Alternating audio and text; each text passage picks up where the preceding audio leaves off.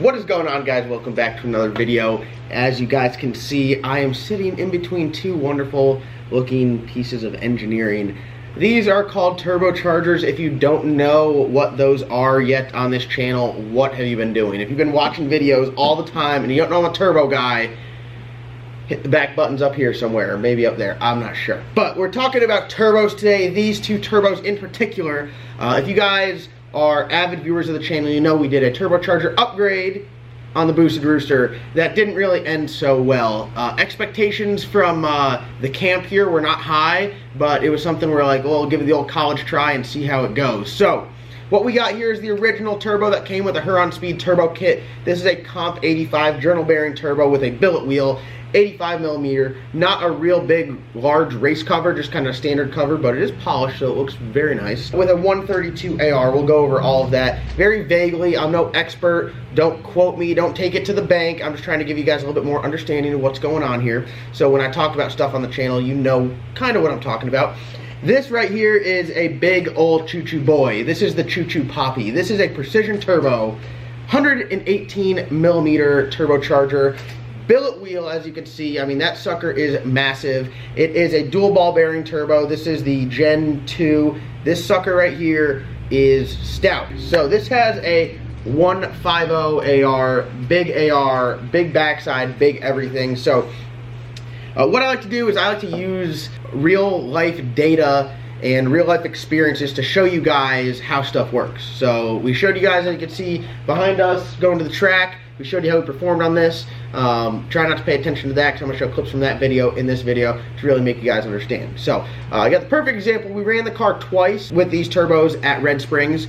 So same track, same environment, very similar in temperature. Track prep is always really good out there. I really do like that track.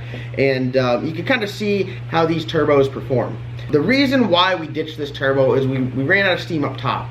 It is making great power down low, and then up top we want more boost, and we're adding on the boost controller, we're hitting the button, and we're not gaining the boost that we're looking for. We have reached peak efficiency on this.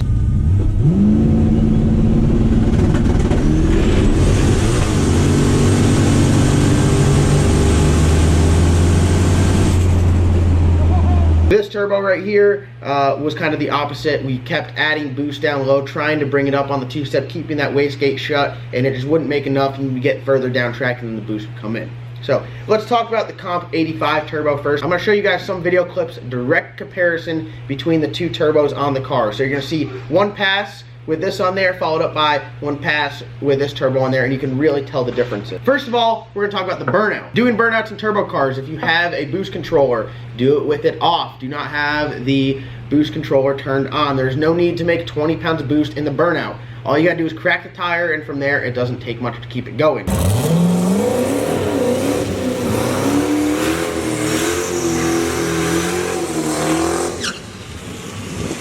This turbo in the burnout, super easy, comes up easy on boost. You can hear the turbo singing, you hear the wastegates fluttering, and you really have to modulate the throttle.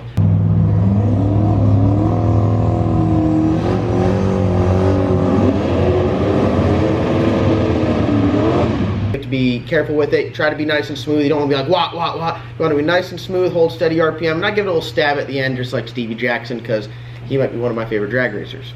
When we go over to this turbo, doing the burnout with this turbo, it's kind of a beast. Still spins the tire over good. That's because it's a larger cubic inch engine for an LS style engine, but you're on the bottom to do the burnout this whole time. You spin the tires, you put it in high gear, and you hold that sucker to the floor, and as you roll out of there, you're hoping that it has enough power to keep the tires turning.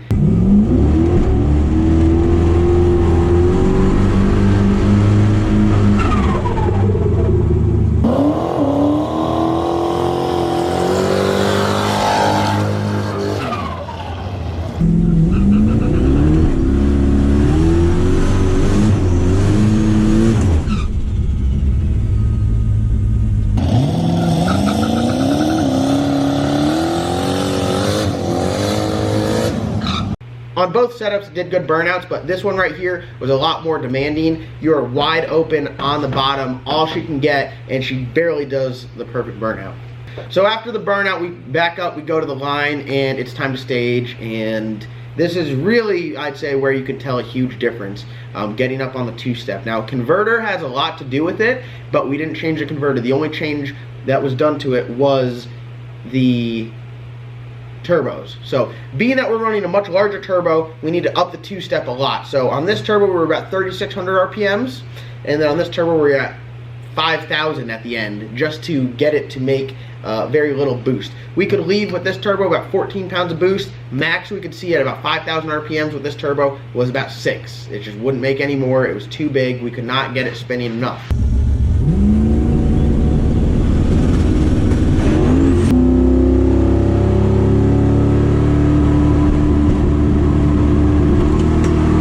Guys are like, dude, just put nitrous on it. Nope, not doing that. We're not doing that. We don't need a handicap. We don't need to be no dual power adder. We're gonna get the setup right. So as you can hear when you're getting up on the two-step on this turbo goes up really nice. You get to it, you're banging it, you might hear a couple pops, making some good power. This turbo right here, never popping, taking a while to climb, a while to get to it, and once you get to it, you can sit there, but it's not making any more boost. It's just clearly way too big of a turbo. We don't move enough air, we don't have enough compression, we don't have enough cubic inch to run this turbo. After you leave is another good place where you can really see the difference. This turbo comes in almost immediately, and that's why we would 60 foot so well with it. Once we got the car figured out and started to tie it down, the 60 foots really started to drop. But this turbo came in, I'd say by the 60 foot, it was all in. Whatever boost we were looking for, it was there. We don't really run a ramp in the boost controller, so we get the boost as fast as we can get it. This turbo here with no ramp wouldn't come in until like 200 feet out. It was just lazy, but then up top it made some good power.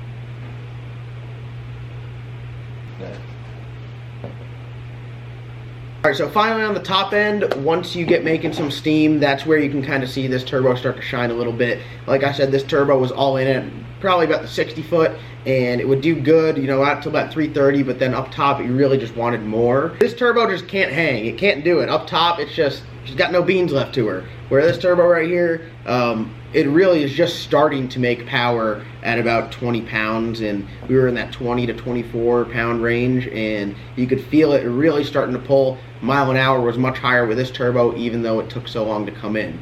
That's pretty much what you're looking at difference-wise between a 1,200 horsepower turbo and a 2,800 horsepower turbo. Capabilities of these are very far apart. You can see, it's so large, you can just see them like... This can start wondering if you're selling turbos for this company. Oh God. So, this turbo stinks, it's out of here.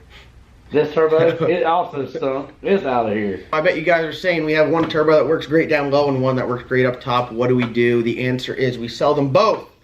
These actually are both sold. They are leaving here in a matter of minutes. We got the Precision Turbo box behind us. So we're gonna stuff this big old boy in there and get it gone. This one is also gone. I sell everything on Turbo Bullet, so if you guys aren't on Turbo Bullet Parts, the Facebook group, get on there because I sell pretty much everything on there.